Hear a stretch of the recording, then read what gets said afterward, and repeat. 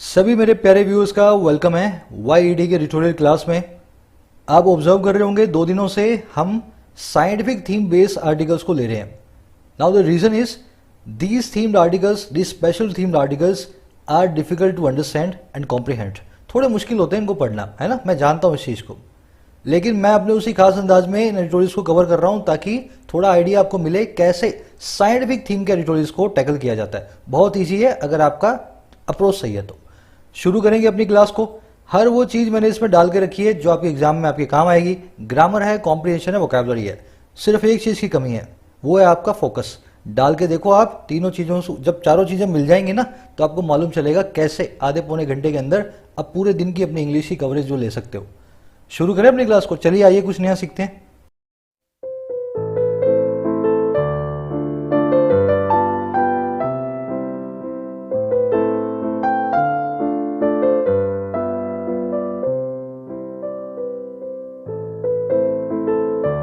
देखिए आज का जो टॉपिक है ना वो मेरे भी बहुत करीब है।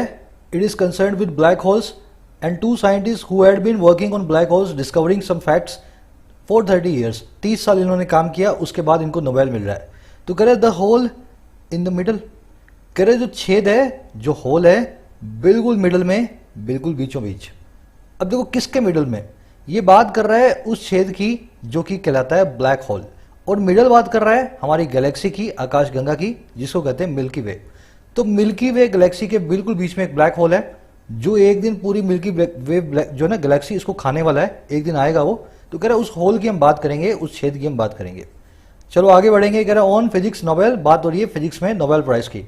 अब एक चीज ध्यान रखना, मिडल के पहले, सेंटर से पहले और एंड से पहले द आप जनरली देखेंगे। कभी कभी नहीं लगता है, आर्टिकल वाली क्लास में अच्छे से कवर करूंगा। As a rule of thumb समझ लें, मिडल, सेंटर और जो है ना एंड से पहले द लगा दिया करें, है ना, क्योंकि खास पॉइंट्स होते हैं किसी भी चीज के। होल से जुड़ी हुई कुछ वोकैबुलरी बताता हूं, इंटरेस्टिंग है, ध्यान से देखें। देखिए होल को बोलते हैं क्रैक, पिट, फिशर और क्रेविस। ये जो लास्ट वाले दो है ना, इनको मैंने रखा है जानबूझ के, नए वर्ड्स है, फिशर एंड क्रेविस। इसका मतलब होता है दरार या होल, है ना, फिशर या क्रेविस। 2-3 बार बोलो, 4-5 बार और बताऊंगा किसी और क्लास में तो आपको याद हो जाएंगे। अब देखो ये दो हो गए सिंपल इसके सिनोनिम्स। मैं आपसे होल से जुड़ी हुई 6 फ्रेजल वर्ब्स, इनफैक्ट फ्रेजेस हैं, 1 2 3 4 5 6 ही है ना, 6 के 6 को मैं आपके सामने रखता हूं एज ए चैलेंज। आपने जितनी भी स्टडी की है उस पूरी स्टडी को यूज करके मुझे बताओ इन 6 का क्या मीनिंग है। इसको HOLE बना देना, है ना, इन 6 का क्या मीनिंग है, फिर मैं आपको बताता हूं इनका क्या मीनिंग है। मैं एक्सपेक्ट करता हूं इनमें से कम 2 आप बताएंगे। होल अप के बारे में तो आपको पता ही होगा, चलो बता देता हूं। इन अ होल, एक छेद में, इन अ होल, एक छेद में। अब इसका मतलब क्या हुआ भाई, खड्डे वड्डे में गिर गए क्या? नहीं। इन अ होल का मतलब होता है इन अ डिफिकल्ट सिचुएशन। अब थोड़ा सा रिवाइज करते हैं। डिफिकल्ट सिचुएशन के लिए बहुत सारे सिनोनिम अपने पास, जैसे कि पहला है प्रेडिकामेंट, प्रेडिकामेंट। दूसरा है डायर स्टेट्स, याद है ना, डायर स्टेट्स और प्रेडिकामेंट। तो in a difficult situation, in a predicament और इन डायर स्टेट्स आप ऐसा बोल सकते हो इन अ होल। आप एक खड्डे में गिर गए हो, परेशानी में पड़ गए हो, इन अ होल का मतलब यही है। चलो आ जाओ इन द होल। अब नहीं, इन द होल, इसका मतलब होता है कर्जे में। हिंदी में समझा देता हूं, याद रहेगा। In the hole, I am in the hole, मैं भाई बहुत कर्जे में हूं, आई एम द होल। समझ गए? तीसरा देखो, burn a hole in your pocket. अब इसका भी डब्ल्यू निकाल देना, burn a hole in your pocket. भाई अपनी जेब में एक छेद कर देना, सारा पैसा आपकी जेब में से गिर जाएगा। अब इस काम का मतलब क्या है, to spend money recklessly, recklessly, अंधाधुंध होकर के पैसे खर्च करना, 5 की जगह 50 दे देना, स्पेंड करना मनी को ऐसे, it is called to burn a hole in your pocket. Simple था ये वाला, मुझे पता है आपको आता होगा। इसी से अगला बनता है होल अप, आई थिंक ये आपको पता होगा। इसका मतलब होता है to hide, to hide yourself, कहीं छिप जाना। किसी छेद में जाकर के आप छिप जाएंगे तो होल ऊपर होगा, आप नीचे होंगे, तो बन गया होल अप, है ना। To hide, to cover yourself, cover yourself. अगला देखो, a square peg in a round hole. ये मैंने खबरी में करवाया था आपको, अमेरिकन ईडियम है, अ square peg in a round whole. बहुत इंपॉर्टेंट है ये वाली। देखो स्क्वायर मतलब चौकोर, राउंड मतलब गोल। एक गोल छेद में आपने स्क्वायर पैग डाल दिया, स्क्वायर कील डाल दी, क्या वो फिट होगी कभी? अ square peg in a round whole का मतलब होता है एक ऐसी चीज, एक ऐसा आदमी दैट डजंट फिट। समझ गए ना? अब जैसे वो जिस देश में गंगा रहता है, वो आपने मूवी देखी होगी, जब वो गंगा शहर में आता है तो आप उसके लिए लगा सकते हो Ganga is a square peg in a round whole. जिंदगी में आप जहां भी फिट ना बैठो वहां पे इस इडियम को यूज कर देना, है ना। चलो, an ace in the hole, an ace in the hole, इसका मतलब होता है टू हाइड समथिंग। होल का मतलब है आप किसी छेद में एक एस इक्के को दबा के बैठे हैं, आपके पास कोई तुरब का इक्का है पर किसी छेद में आपने दबा रखा है, तो आप ऐसा बोल सकते हैं an ace in the hole, आप किसी चीज को हाइड कर रहे हैं, कोई बड़ी चीज है जो आप जिसको किसी को बताना नहीं चाह रहे हैं। टॉपर्स का तरीका फॉलो करें, जिस भी वर्ड को पकड़ें उसको पूरा पोस्टमार्टम करें फिर आगे बढ़ें। ये हो गया होल वर्ड का पोस्टमार्टम। चलिए आगे बढ़ते हैं, आ जाओ। Current physics Nobel celebrates both theoretical work and observational studies. Current physics का जो नोबेल है, जो फिजिक्स का नोबेल प्राइज है, वो करता है सेलिब्रेट, वो मनाता है, जश्न मनाता है। अच्छा, किस किस का? दोनों का। अच्छा, दोनों कौन कौन सी चीजें? पहली तो है थ्योरेटिकल वर्क, है ना, ऐसा वर्क जो थ्योरी पे बेस्ड है, ऐसा वर्क जो किताबी है। और दूसरा किस पे? ऑब्जर्वेशनल स्टडीज पे, ऐसा स्टडीज पे, ऐसी रिसर्च पे जो ऑब्जर्वेशनल है, जिसको आप और हम ऑब्जर्व कर सकते हैं। तो इस बार का नोबेल दोनों चीजों को मिक्स करके बना है। आपकी थ्योरी भी पास हो गई, ऑब्जर्वेशनल स्टडी भी पास हो गई, दोनों चीजों को मिला करके हमने इस साल का नोबेल प्राइज 2 लोगों को दिया है। समझ गए सेंटेंस को? सेंटेंस सिंपल है। वर्ड सेंटेंस का सब्जेक्ट था आपका ग्रीन में फिजिक्स नोबेल, सेंटेंस की वर्ब थी सेलिब्रेट्स नाम का जो है ना वर्ब, प्रेजेंट डेफिनिट टेंस में। सब्जेक्ट वर्ब ग्रीन और पिंक में क्यों मार्क्ड है जानते हो ना? ग्रीन और पिंक में इसलिए मार्क किया है ताकि आप इसको पकड़ करके अपनी जर्नी को आगे बढ़ाओ। एक वक्त ऐसा आ जाना चाहिए मेरे ग्रीन करने की जरूरत ना पड़े, आपका दिमाग खुद बोले कि ये सेंटेंस का सब्जेक्ट है। ये आएगा कैसे? रीडिंग से। हर रोज मेरे सब्जेक्ट से अपने सब्जेक्ट, मेरी वर्ब से अपनी वर्ब को मिलाओ, खुद आने लगेगा, ठीक है ना। चलो, आज जो आप मेरे साथ सीखोगे वो आ जाएगा इस क्विज के अंदर। क्विज में आपको दिखा देता हूं, मन से बनाया हुआ क्विज है, 7 क्वेश्चन हैं। हर क्वेश्चन में आपको क्या करना है वो आपको दिख रहा है, कहीं क्लोज टेस्ट है, कहीं एरर फाइंड आउट करनी है। तो पहले इसका स्क्रीनशॉट ले लो और दम लगा के इसको सॉल्व करने की कोशिश करो। और जिसका सॉल्व ना हो, पूरी ग्रामर जो मेरे साथ सीखोगे लास्ट में आप खुद सॉल्व करोगे, मैं आपको लाइव करवाऊंगा। शुरू करें? चलो, शुरू करने से पहले जिन लोगों ने पूरी ग्रामर सीरीज मेरे साथ अभी तक देखी है और अपना स्कोर बूस्ट करना चाहते हैं, मेंबरशिप को ज्वाइन कर सकते हैं। चैनल की होम पेज पे ज्वाइन बटन है, आप जैसे इसको प्रेस करेंगे एक वीडियो प्ले होगी। उस वीडियो में आपको बताया कि क्या मेंबरशिप में आपको मिलता है और कैसे आपका कार्ड अगर एक्सेप्ट नहीं हो तो कैसे आपको गूगल पे या पेटीएम से पेमेंट करना है। पर आपसे एक छोटी सी गुजारिश है, अगर आपने इस प्लेलिस्ट को नहीं देखा है, complete English grammar for all competitive exams by YT, आपका बेस अच्छा नहीं है तो कृपा करके मेंबरशिप को ज्वाइन ना करें।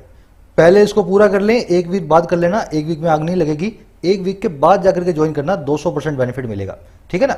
एसएससी बैंक्स की अलग अलग वीडियो आती हैं, आप देख सकते हो। बैंक्स की अलग प्लेलिस्ट है, एसएससी की अलग प्लेलिस्ट है, अपने हिसाब से जो मर्जी चला के देखो।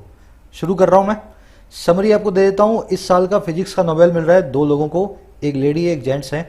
लेडी जो है वो बहुत सालों से, दोनों ही 30-30 साल से काम कर रहे हैं, है ना। और इन्होंने खोजा क्या है? ब्लैक होल के बारे में कुछ नए राज। कौन सा ब्लैक होल? जो आकाश गंगा के, गैलेक्सी के, मिल्की वे के बिल्कुल बीच में है। एक दिन ये सबको खाने वाला है, ये वाला ब्लैक होल, है ना। इसके बारे में कुछ इंटरेस्टिंग बातें भी आपको मैं बताऊंगा ड्यूरिंग द एडिटोरियल। तो कह रहे इन्होंने इसके बारे में कुछ खोजा है और ऐसी ऐसी चीजें खोजी हैं जिससे आने वाले वक्त में हमें यूनिवर्स के बारे में और नई चीजें पता चलेंगी, जिससे ह्यूमैनिटी को बहुत सारा प्रॉफिट होगा। तो इन दोनों को इस तरह से ये एक नोबेल प्राइज दे रहा है। बस ये इसकी आज की समरी है ना। इन दोनों के काम के बारे में बताएगा और ब्लैक होल्स के बारे में बताएगा। आज की टोन को मैं बोल सकता हूं, एक तो अपलोडिंग या लॉडेटरी, दोनों की प्रशंसा कर रहा है। दूसरी है रिपोर्टिंग, है ना, सिर्फ रिपोर्ट कर रहा है न्यूट्रल होकर के, ना किसी की बुराई ना किसी की अच्छाई। अच्छाई जरूर कर रहा है पर वो साइंस की कर रहा है, तो अपलोडिंग बोल सकते हो उस लिहाज से। शुरू करें। This year's Nobel prize in physics awards studies that establish the existence of black holes.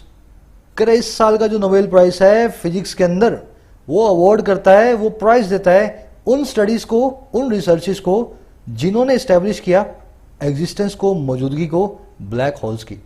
अभी तक ब्लैक होल्स हमें दिखते थे और दिखते भी क्या थे, हम उनको देख करके बोलते थे हाँ भाई ये ब्लैक होल है।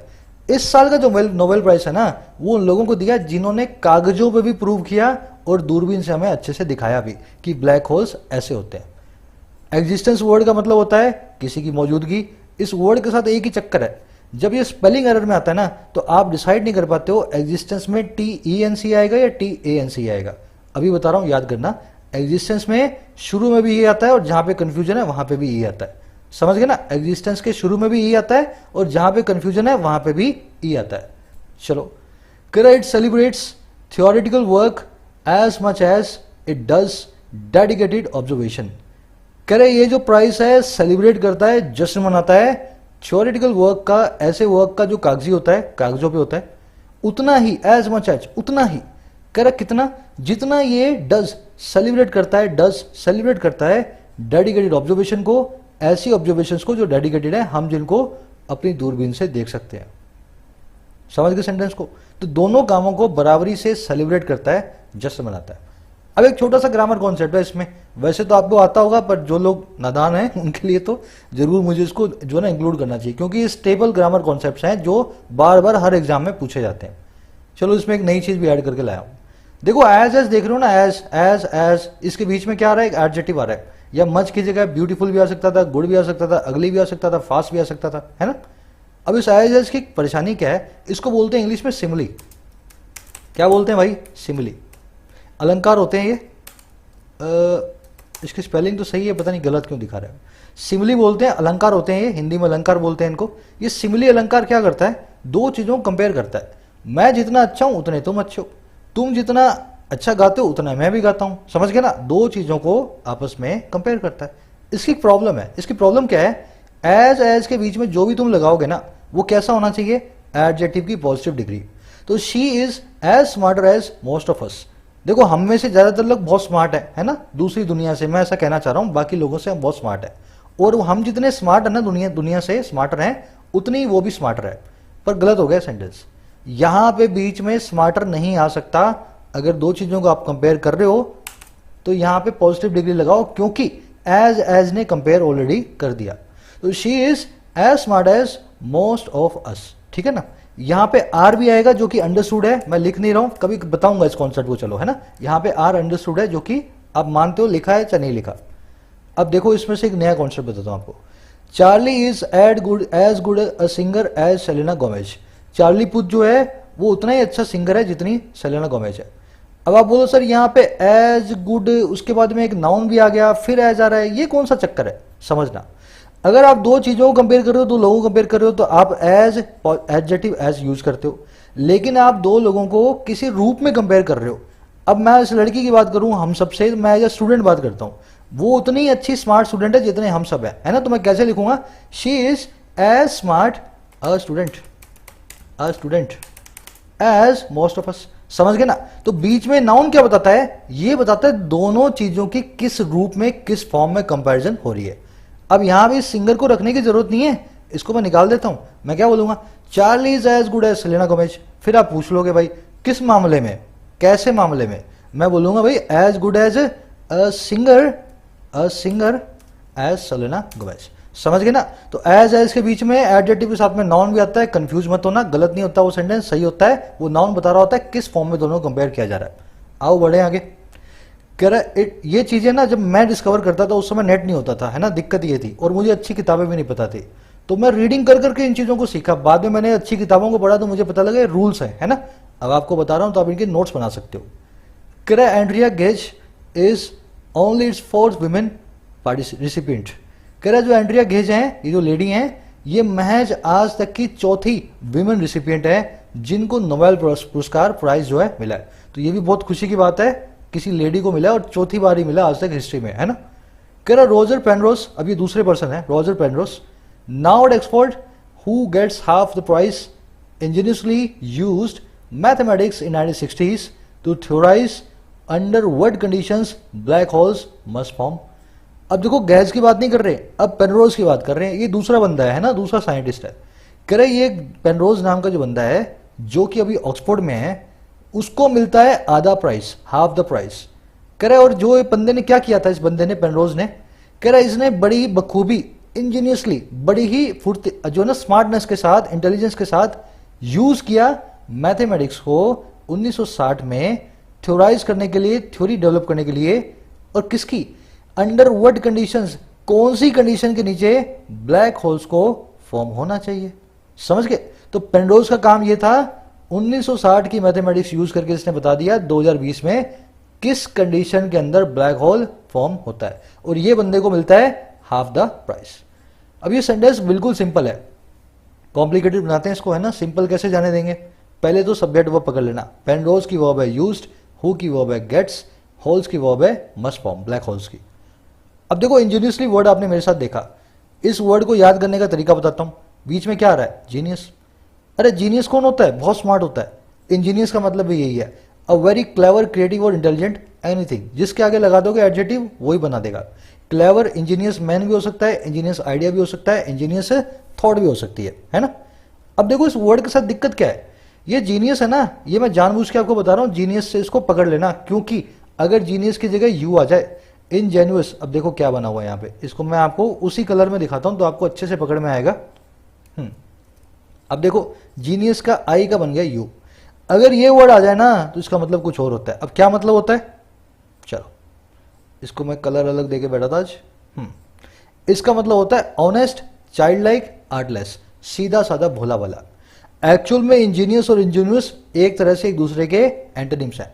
आर्टलेस वो आदमी है जो बिल्कुल झल्ला होता है, इंटेलिजेंट होता है इंजीनियस, तो ये दोनों एक दूसरे के एंटोनिम भी है ना। पर इसको जनरली हम यूज करते हैं सच्चाई के साथ और भोलेपन के साथ, ना कि बेवकूफी के साथ, समझ गए ना। Child like, honest, artless person is Angénieux. तो दोनों वर्ड्स हैं, अलग अलग वर्ड्स हैं, एक में आई एक में यू, दोनों का मतलब एक दूसरे से बिल्कुल उल्टा, गलती मत करके आना। बढ़ते हैं आगे। कह रहा है this was a time when reality of black holes as a solution to Albert Einstein's field equations of general theory of relativity was not accepted by many prominent physicist. कह रहा है ये एक ऐसे वक्त पे हुआ, दिस वॉज अ टाइम जब, व्हेन, जो रियलिटी है ना, जो सच्चाई है, हकीकत है ब्लैक होल्स की, और कैसे, एक सॉल्यूशन के तौर पे, एक हल के तौर पे।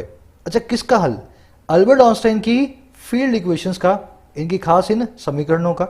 और ये समीकरण इक्वेशन किसकी थी, जनरल थ्योरी ऑफ रिलेटिविटी की, इन्होंने सापेक्षिकता का सिद्धांत दिया था उसकी। कह रहे एक ऐसे वक्त हुआ जब रियलिटी जो थी ना इसकी, इस जो है ब्लैक होल्स की, कह रहा वॉज नॉट एक्सेप्टेड, इसको एक्सेप्ट नहीं किया गया था। और किसके द्वारा, बाय लगा के बता रहा है, बहुत सारे बड़े बड़े फिजिसिस्ट, बहुत सारे बड़े बड़े फिजिकल जो है साइंटिस्ट के, फिजिक्स के साइंटिस्ट के द्वारा, समझ गए। तो 1960 में ऐसा हुआ था, कोई भी इंसान ब्लैक होल की हकीकत को मानने को तैयार नहीं था, क्योंकि ये हकीकत कागजों पे तो आइंस्टीन की बड़ी बड़ी इक्वेशंस का जवाब देती थी, उनको सही से काउंटर करके उनको सलीके से समझाती थी, लेकिन फिजिसिस्ट बोलते थे भाई ऐसा कोई भूत प्रेत ब्लैक होल नहीं होता। समझ गए सेंटेंस को। अब इस सेंटेंस में गलती मैंने कर रखी है, मैंने यहाँ पे वॉज नॉट एक्सेप्टेड को एक्चुअल में अपनी वर्ब बनाना था, है ना, तो मैंने वॉज को बना दिया, वॉज नॉट एक्सेप्टेड आपकी वर्ब है, पहली चीज तो ये। दूसरी चीज, सॉल्यूशन के बाद में टू आता है, आंसर के बाद में टू आता है। अपने हिंदी से इंग्लिश में जब ट्रांसलेट करते हैं तो ऑफ लगाने की कोशिश करते हैं, व्हाट इज योर सॉल्यूशन या what is your answer to my question, तो आप ऐसा बोलेंगे बजाय what is your answer of my question, है ना, ऐसा ऑफ ना लगाएं, सॉल्यूशन आंसर के बाद टू, फिक्स प्रीपोजिशन। प्रोमिनेंट मतलब बहुत ही इंपॉर्टेंट, बहुत ही बड़े जो है, बड़े लेवल के, एलीट बोल दो, प्रेमिनेंट बोल दो, एमिनेंट बोल दो, या फेमस बोल दो। प्रोमिनेंट मतलब बड़े बड़े लेवल का कोई पर्सन हो, प्रोमिनेंट। चलो आगे बढ़े।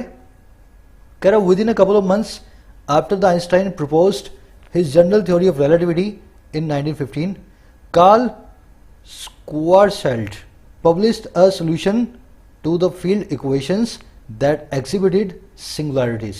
यहीं रुक जाते हैं क्योंकि थोड़ा भारी है ये सेंटेंस, लंबा भी है और भारी भी है, देखना। कह रहा है एक कपल ऑफ मंथ्स में ही, 2 महीने के अंदर ही।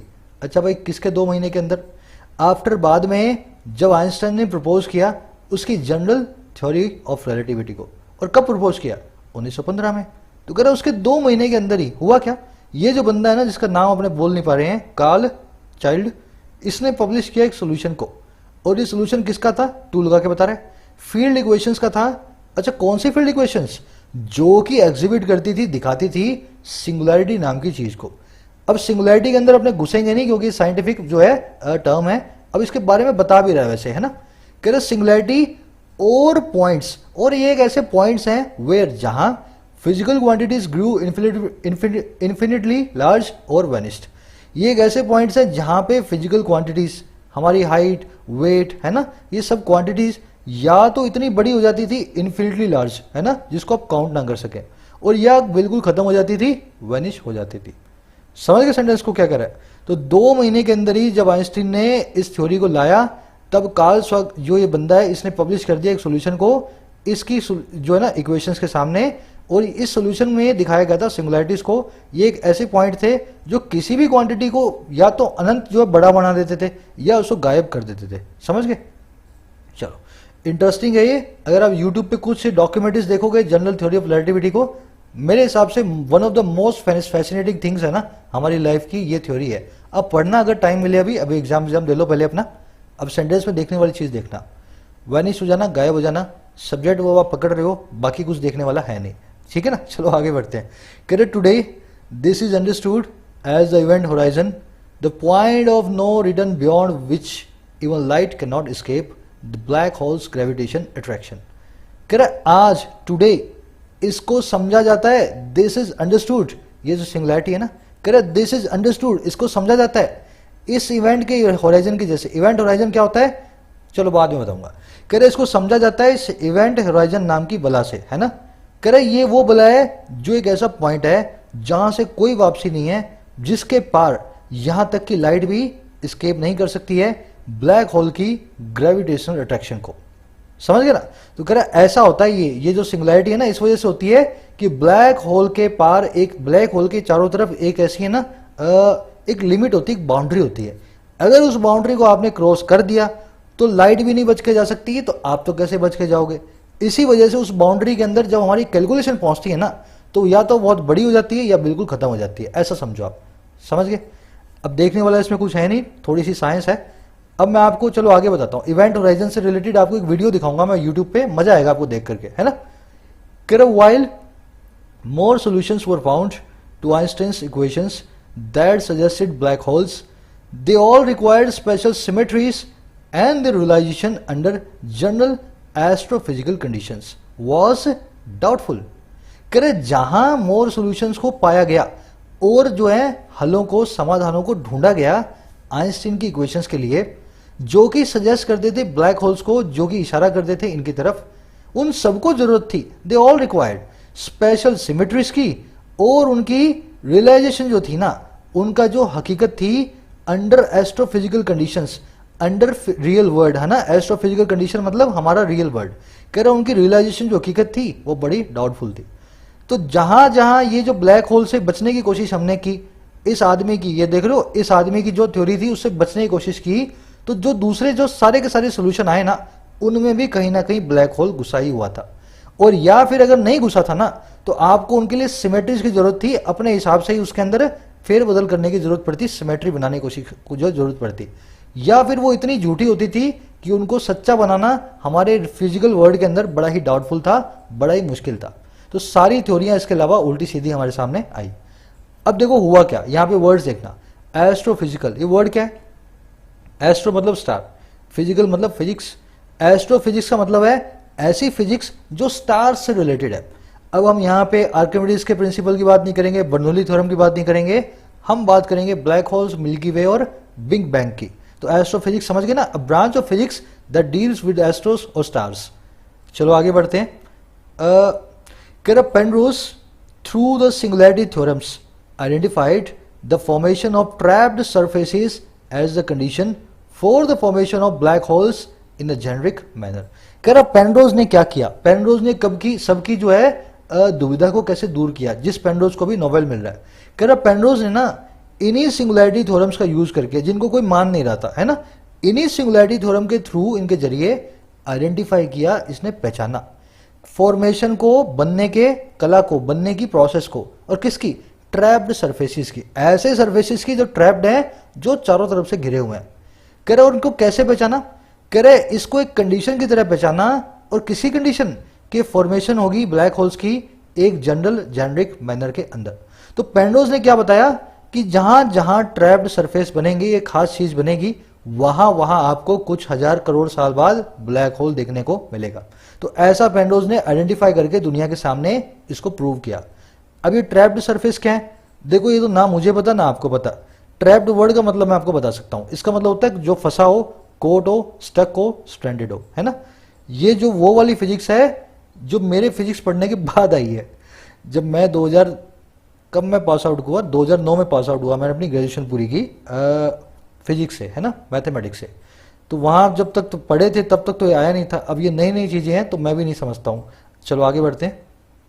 करे in this climate came observation hints of supermassive black holes through the discovery of what were initially called quasars that were supermassive and found at the centre of galaxies. कह रहा इसी climate के अंदर केम आया, और क्या आया? ऑब्जर्वेशन हिंट्स, ऐसे हिंट्स, ऐसे इशारे जो ऑब्जर्वेशन से हमें मिले।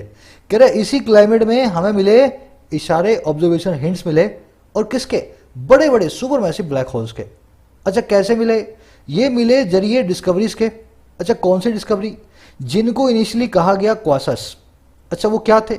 जो थे बड़े बड़े, बहुत सुपरमैसिव, और जो पाए जाते थे सेंटर पे गैलेक्सीज के। तो इस पूरे काम को करते हुए, अंजाम देते हुए इसी पेनरोज ने क्या पाया, और सारे साइंटिस्ट ने क्या पाया? इनको ऑब्जर्वेशन हिंट्स मिली, इनकी दूरबीनों में इनको देखने को मिला बड़े बड़े ब्लैक होल्स, है ना। और ये किसके जरिए मिले? ये क्वासस के जरिए मिले, जिनको इनिशियली क्वासस कहा जाता था, और जो कि बहुत बड़े थे और गैलेक्सीज के सेंटर पे मिले, पाए जाते थे। इस सेंटेंस में एक एरर है और एक खूबसूरत सा ग्रामर कॉन्सेप्ट है। बताओ पहले क्या कराऊं? चलो पहले मैं आपको ग्रामर कॉन्सेप्ट करा देता हूं। हु, विच, दैट और हुम और व्हाट, ये सब मैं प्रोबेबली इसी संडे को लाऊंगा इस वीडियो को, वहां पे आप अच्छे से समझ पाएंगे। उस वीडियो में जो आप समझने जा रहे हैं ना, उसको मैं 4 सेंटेंसेस में समराइज कर रहा हूं। समझने की कोशिश करोगे तो यही समझ में आ जाएगा। People voted for the candidate who, which, that, what, आपकी इच्छा क्या लगाना, वर्कड फॉर देम, लोगों ने वोट किया उस कैंडिडेट के लिए जिसने उनके लिए काम किया। लोगों ने वोट किया उस लॉ के लिए जिन्होंने उसको बेनिफिट किया। लोगों ने वोट किया WHO के लिए जो कि एक बहुत बड़ी रिनाउंड एजेंसी है। और लोगों ने वोट किया उस चीज के लिए जो उनके लिए अच्छे से काम करके गई। यहां पे चारों में से एक एक फिट होगा। अब देखो कैसे फिट होगा, रूल समझो। यहां पे लोगों ने वोट किया किसके लिए भाई? कैंडिडेट के लिए, द कैंडिडेट। अब यही कैंडिडेट के लिए यहां पे एक चीज आएगी, एक जो है ना रिलेटिव प्रोनाउन आएगा। ये चारों रिलेटिव प्रोनाउंस है। देखो वो वाला कैंडिडेट जिसने उनके लिए काम किया, समझे मेरी बात को। तो ये कैंडिडेट जो है ना, इसको बोलेंगे एंटीसीडेंट। एंटीसीडेंट है ये। जो भी रिलेटिव प्रोनाउन आएगा ना, इस कैंडिडेट के लिए आएगा।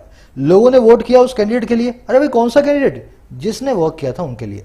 तो हु, विच, दैट, हुम, तुम्हें जो लगाना लगाओ, पर उसका एंटीसीडेंट कौन बनेगा? कैंडिडेट। अब अगर इतना समझ गए ना तो ये कॉन्सेप्ट आपको समझ में आ गया। अगर आपका एंटीसीडेंट खास है, इस केस में क्या है? Candidate, the candidate. ये खास नहीं है इसलिए इसके आगे द लगाया गया। एक कैंडिडेट एक कॉमन नाउन है जिसके आगे द लगाया गया। अगर आपका कैंडिडेट खास है तो ठीक है, अगर उसके आगे खास बनाने के लिए आप द लगा रहे हो ना, तो आप यहां पे क्या लगाओगे? दैट लगाओगे। जो भी एंटीसीडेंट है आपका, वो अगर कॉमन नाउन है और उसके आगे आप द लगा के उसको खास बना रहे हो, द कैंडिडेट, तो आप क्या लगाओगे? दैट लगाओगे। दैट नाम के रिलेटिव प्रोनाउन का यही मतलब है मेरे भाई, जब कोई खास चीज तुम्हें मिल जाए। कैंडिडेट की जगह यहां पे चेयर होती ना, टेबल होता, डॉग होता, कोई भी चीज होती, उसके लिए आपको दैट ही लगाना था, अगर उसको हमने द लगा के खास बनाया है तो। अब देखो दूसरा, people voted for the law which, who, that, what benefited them. लोगों ने उस लॉ के लिए वोट किया जिसने उनको फायदा पहुंचाया। अब देखो लॉ तो एक कॉमन नाउन है, द लॉ मतलब हम इसको खास बना रहे हैं। अब अगर इसको खास बनाया है तो यहां पे क्या आएगा? दैट आएगा। समझ गए ना? हर उस चीज को जिसको हम स्पेसिफाई करें, खास बनाए, उसके लिए रिलेटिव प्रोनाउन हम दैट यूज करते हैं। एंटीसीडेंट को देख के पहचानना है। अब तीसरा देखो, people voted for the WHO who, which, that, हुम या व्हाट इज रिनाउंड एजेंसी। आपने देखा द और यहां लगा दिया दैट, ठीक है ना? ऐसे ही करते हैं ना, रट्टे मारते हैं अपने। द देखा और दैट लगा दिया। अब मत लगाना ऐसा। WHO खास है, द WHO, इसके आगे हमने इसको खास बनाने के लिए नहीं लगाया। हम एजेंसीज के आगे, दुनिया की ऑर्गेनाइजेशन के आगे द लगाते हैं। द RBI, द जो है कोई भी बोल दो ना, WHO है, यूनेस्को है, यूनिसेफ है, यूनाइटेड नेशंस है, तो द लगा करके हमने इसको खास नहीं बनाया। WHO is a proper noun. If it is a proper noun we will use या तो विच या हु। दैट नहीं आएगा। देखो, या तो विच यूज करेंगे या हु यूज करेंगे। अब ये बता दो, ये बंदा है क्या? अगर ये इंसान है तो हु लगा दो, अगर इंसान नहीं है तो विच लगा दो। समझ गए? प्रॉपर नाउन आ जाए, ऐसी चीज आ जाए जिसको आपको स्पेसिफाई करने की जरूरत नहीं है, तो आप देखेंगे वो चीज इंसान है या नॉन ह्यूमन है। अगर इंसान है तो हु, नॉन ह्यूमन है तो विच। अगर वो प्रॉपर नाउन नहीं है, कॉमन नाउन है, उसको हम खास बना रहे हैं, तो दैट लगाना, चाहे इंसान हो चाहे नॉन ह्यूमन हो। समझ गए? अगर मान लो मैं बोलूं पीपल वोटेड, अब द तो निकालने पड़ेगा। मान लो मैं ट्रंप लिखूं, people voted for Trump, people wanted what Trump. अब ट्रम्प क्या है भाई, प्रॉपर नाउन है, विच आएगा, अब इसके लिए हु आएगा, समझ गए ना, हु इज, अब आगे लिख लेना इसके हिसाब से जो भी लिखना है ना, रिनाउन एजेंसी की जगह बदल देना इसको।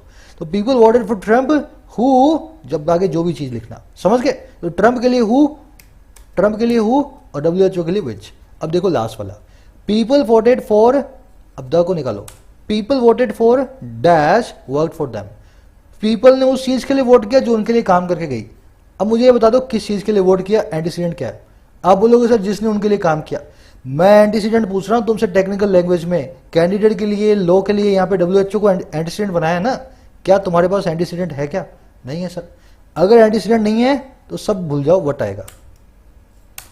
अगर आपका एंटीसीडेंट इनविजिबल हो, नहीं दिख रहा हो, सेंटेंस में गायब हो, तो सिर्फ और सिर्फ एक ही आता है, वट नाम का रिलेटिव प्रोनाउन। इस केस के अंदर विच आ गया, बाकी उड़ा देता हूं।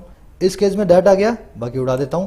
इस केस में दैट आ गया, बाकी उड़ा देता हूं। समझ गए?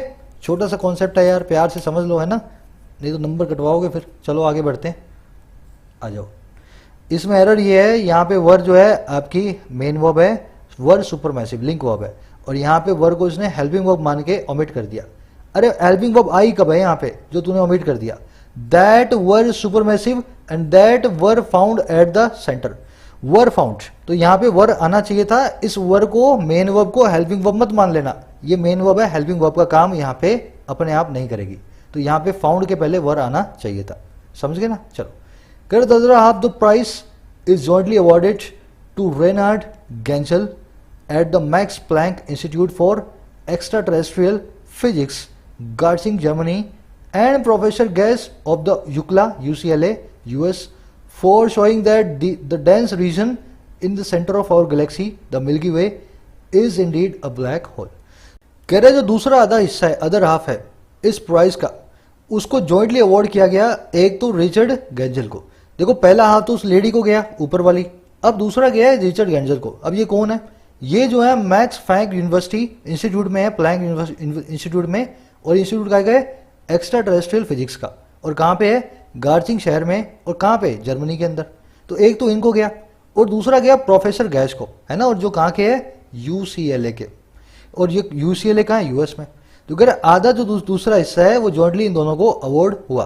अब देखो क्यों हुआ, कह रहा फॉर शोइंग, ये दिखाने के लिए, दैट वो ये कि जो डेंस रीजन है, जो घना क्षेत्र है सेंटर में, बिल्कुल बीच में हमारी गैलेक्सी के, मिल्की वे के, कह रहे वास्तव में एक ब्लैक होल ही है।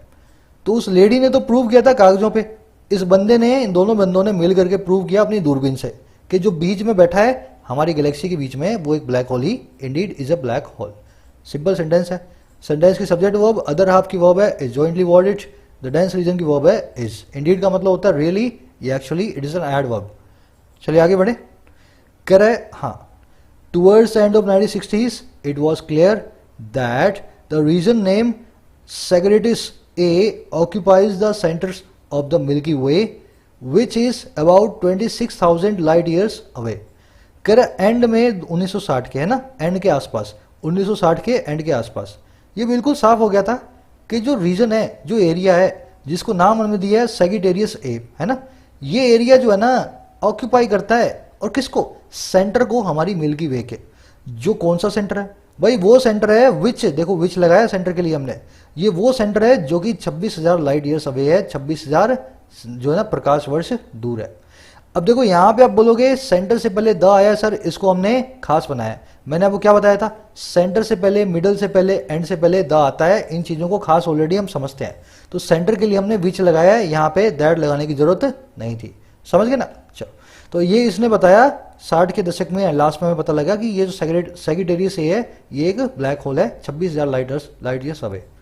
कह रहा अराउंड दिस, इसके आसपास, all stars in the Galaxy orbit, इसके आसपास सारे के सारे जो स्टार्स है ना गैलेक्सी के अंदर, वो गोल गोल चक्कर काटते हैं, ऑर्बिट करते हैं, अपने कक्ष में घूमते हैं। कह रहे 1990s when telescopes and equipment were developed that could tackle this distance, Professor Gengel and Professor Gach set up independent groups to explore this region. अब देखो 30 साल पुरानी बात बता रहा है, 1990 के दशक में जब टेलीस्कोप और इक्विपमेंट को डेवलप किया गया, और वो इक्विपमेंट जो कि टैकल कर सकता था इस डिस्टेंस को, जो कि अच्छे तरीके से झेल सकता था इस जो है दूरी को, कह रहा उस वक्त में जो प्रोफेसर गेंजल थे और प्रोफेसर गैस थे, इन्होंने सेटअप कर दिया, एस्टेब्लिश कर दिया इंडिपेंडेंट ग्रुप, ताकि जो है ना ढूंढ पाए, एक्सप्लोर कर पाए, खोजबीन कर पाए इस रीजन के अंदर। तो 30 साल पहले इन्होंने इस नोबेल की नींव रखी थी, 30 साल पहले से स्टडी करना इन्होंने शुरू कर दिया था। समझ गए? अब इसमें देखने वाली चीजें इस सेंटेंस में, पहली चीज कुड टैकल, टैकल में एक वर्ब है टैकल, टैकल का मतलब होता है निपटना, इसके लिए आप डील विद भी यूज करते हैं, इसके लिए आप कॉप अप विद भी यूज करते हैं। अब जो मैंने लास्ट वाली लाइन बोली ना कॉप अप विद, इस पर थोड़ा ठंडे दिमाग से सोच के मुझे बताओ क्या मैंने सही बोला क्या? चलो, कॉमन मिसकंसेप्शन है कॉप अप विद लोग लिखते हैं, एक्चुअल में कॉप विद होता है, कॉप अप विद कभी होता ही नहीं।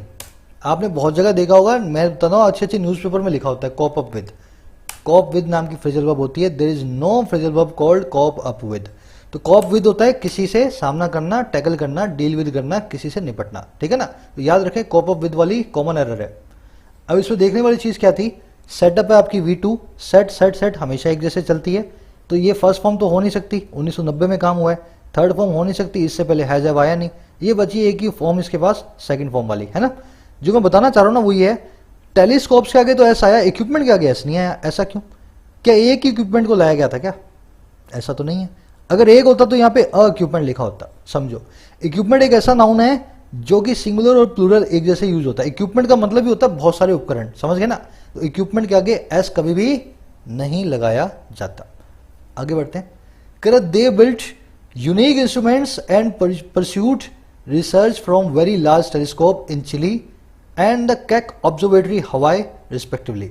कह रहे इन्होंने बिल्ड किया, बनाया बहुत ही यूनिक इंस्ट्रूमेंट्स को, एकदम नायाब उपकरणों को, और परस्यू किया और पीछा किया उस रिसर्च का, और कहां से? बहुत ही बड़े टेलीस्कोप से, और कहां पे? चिली में, है ना?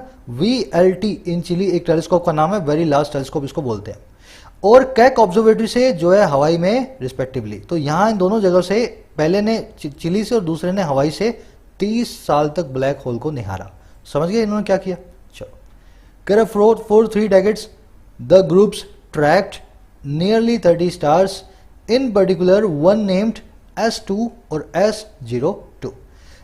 30 सालों तक इन ग्रुप्स ने, एक वहां बैठा है एक यहां बैठा है, इन्होंने ट्रैक किया, पीछा किया 30 स्टार्स का, 30 सितारों का, और खास करके एक खास सितारे का जिसका नाम है S2 और S02। ये मैं आपको दिखाऊंगा सितारा कहां है, अभी रुक जाओ अभी।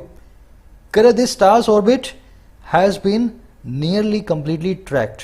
करे स्टार का ऑर्बिट जो है ना, इसका जो कक्ष है, हैज बीन वो किया जा चुका है लगभग कंप्लीटली ट्रैक, लगभग इसको पूरे तरीके से ट्रैक किया जा चुका है ना? इस स्टार के ऑर्बिट को हमने अच्छे से पकड़ लिया लगभग पूरे तरीके से।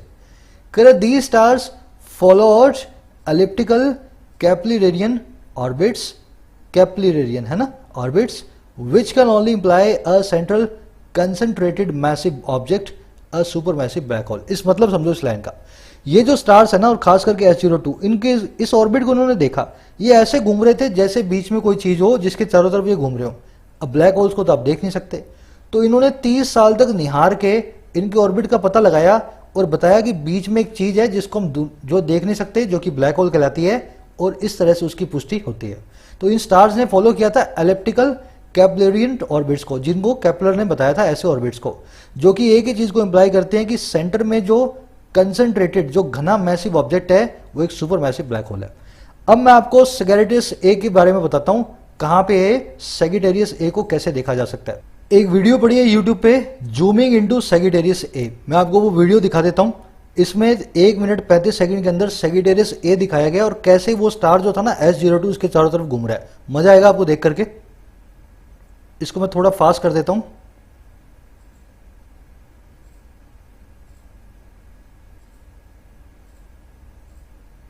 देखो ये जूम कर रहा है,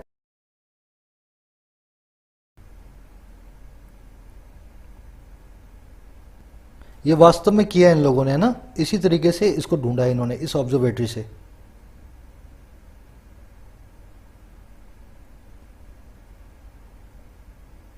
ये स्टार घूम रहा है देखो किसी चीज के चारों तरफ। ये स्टार जो है ना S02 ही है प्रोबेबली। अभी एनिमेशन से बताएगा वो चीज कैसी है। वो चीज बीच में चमक रही है, आपको दिख नहीं रही है बिना चमके, जैसे एक ब्लैक होल के। ये देखो ये ब्लैक होल है, तो ये आप देख नहीं पा रहे हो और ये S02 इसके चारों तरफ घूमे जा रहा है। इन्होंने इस चीज़ को ऑब्जर्व करके बताया कि बीच में एक ब्लैक होल है। बहुत ही फैसिनेटिंग वीडियो है, आई थिंक आपको अच्छी भी लगी होगी, इसको आराम से देख लेना बाद में, है ना। चलो आगे बढ़ते हैं। कह रहा है thus the prize strings together theoretical research from the 1960s driven by conviction and a 3 decade long observational study that started in 1990s। कह रहा है इस प्रकार से जो प्राइस है ना, ये स्ट्रिंग करता है, बांधता है एक साथ थ्योरेटिकल रिसर्च को, थ्योरी वाली रिसर्च को 1960 से, और जो रिसर्च ड्रिवन बाय है, जो रिसर्च आगे बढ़ी है कॉन्विक्शन के साथ, भरोसे के साथ, और एक 3 दशक लंबी ऑब्जर्वेशन स्टडी के साथ, जो कि स्टार्ट हुई थी 1990 में। तो बहुत ही खूबसूरत ये प्राइज खूबसूरत लोगों को मिला है जिन्होंने 90 साल तक देश जो है ना दुनिया की सेवा की है, साइंस की जिन्होंने सर्विस की है। समझ गए ना। 3 decade आप जानते हैं क्यों हमने इसके बीच में हाइफन लगाया, क्यों लास्ट में एस लगाया, अब इसको रिपीट नहीं करेंगे, आप जानते हैं अच्छे से, नहीं जानते तो अपने नोट्स देखें, है ना। ये एक एडजेक्टिव है, इसके आगे एस कभी भी नहीं आ सकता। करें it रीआइटरेट्स that in pursuit of truth time is but a twinkle. करें ये चीज रीआइटरेट करती है, दोहराती है, फिर से रीआइटरेट करती है, एको करती है, रीस्टेट करती है कि जो परस्यूट है ना, जो चाह है, जो क्वेस्ट है ना, जो पीछा है ट्रूथ का, सच्चाई का, उस क्वेस्ट में वक्त जो है ना सिर्फ एक रिमझिम है, एक ट्विंकल है, एक ग्लो है, एक स्पार्कल है। 30 साल एक स्पार्कल की तरह बीते हैं। हम जिस परस्यूट में हैं ट्रूथ की, उसके सामने 30 साल कुछ भी नहीं है ना। इतना बड़ा एक्स्ट्रा टेरेस्ट्रियल ट्रूथ जो है, हम ब्लैक होल्स को डिस्कवर करना चाह रहे हैं। 30 साल इज ए ट्विंकल जो है, सिवा उसके कुछ भी नहीं।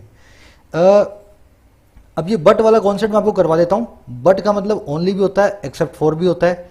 आप इसको पहचानेंगे कैसे, कहां पे ये ओनली का काम कर रहा है और कहां पे एक्सेप्ट फॉर का काम कर रहा है, ये आप ऐसे पहचानेंगे अगर आप इसका यूज पकड़ लें। ये एडवर्ब है या प्रेपोजिशन है। ये एडवर्ब होगा तो बट होगा और ओनली होगा, और ये प्रेपोजिशन होगा तो इसका मतलब होगा एक्सेप्ट फॉर। अब मैं लाइव करके दिखा रहा हूं 2 सेंटेंस आपके सामने। मैं आपको फॉर्मूला से बताऊंगा कहां पे बट प्रेपोजिशन है और कहां पे बट एडवर्ब है। शी आपका सब्जेक्ट है, शी आपका सब्जेक्ट है, इज आपकी वर्ब है, इज आपकी वर्ब है, दोनों जगह लिंकिंग वर्ब है, इसके बाद कोई मेन वर्ब नहीं आ रही। अब देखो इस वर्ब को एक सब्जेक्ट कॉम्प्लीमेंट चाहिए होगा। यहाँ सब्जेक्ट कॉम्प्लीमेंट है चाइल्ड, ठीक है, यहाँ सब्जेक्ट कॉम्प्लीमेंट है चाइल्ड, और यहाँ पे सब्जेक्ट कॉम्प्लीमेंट है नथिंग, ठीक है ना, यहाँ सब्जेक्ट कॉम्प्लीमेंट है नथिंग। अब मुझे ये बता दो, इस बट के बाद में चाइल्ड आ रहा है तो ये बट क्या बन गई, प्रेपोजिशन बन गई। तो she is nothing but a child, वो कुछ भी नहीं है सिवाय एक बच्चे के। बट का काम हो गया एक्सेप्ट फॉर, क्योंकि इसके बाद में एक ऑब्जेक्ट मिला हुआ है जो कि इस प्रेपोजिशन का ऑब्जेक्ट बना हुआ है। समझ गए। अब आप सवाल बोलोगे सर यहाँ भी तो पड़ा है ऑब्जेक्ट। अरे ये ऑब्जेक्ट नहीं है भाई, इस इज वर्ब के बाद सब्जेक्ट कॉम्प्लीमेंट है। सब्जेक्ट का सब्जेक्ट कॉम्प्लीमेंट तो आएगा ना, तो शी का कॉम्प्लीमेंट है अ चाइल्ड। ये बट क्या है यहाँ पे, अब ये कुछ भी नहीं है, ये कोई प्रेपोजिशन नहीं है, ये एक एडवर्ब है। अब इसका मतलब क्या होगा, only. She is only a child. छोटा सा फॉर्मूला है बट आपको देखते ही समझ में आ जाएगा। अब आते अपने क्विज पे, 5 मिनट में सॉल्व करेंगे। बहुत ही सिंपल क्वेश्चंस हैं, मेरे ख्याल से आप सब लोग एबल होंगे इस क्विज को सॉल्व करने में। आ जाओ। The Nobel prize in physics has been given to the scientist who which that what discovered black holes. Nobel prize दिया गया है उन खास साइंटिस्ट लोगों को। अरे कौन खास साइंटिस्ट, खास है तो मेरे भाई हु विच दैट में से सिर्फ और सिर्फ दैट आएगा। समझ गए ना, खास बनाया गया है, खास साइंटिस्ट को दिया गया है, तो यहाँ पे सिर्फ और सिर्फ काम है दैट का। समझ गए। चलो अगला देखो, Nobel prize in physics has been given to Andrea Ghez. देखते पता लग गया कॉमन नाउन है।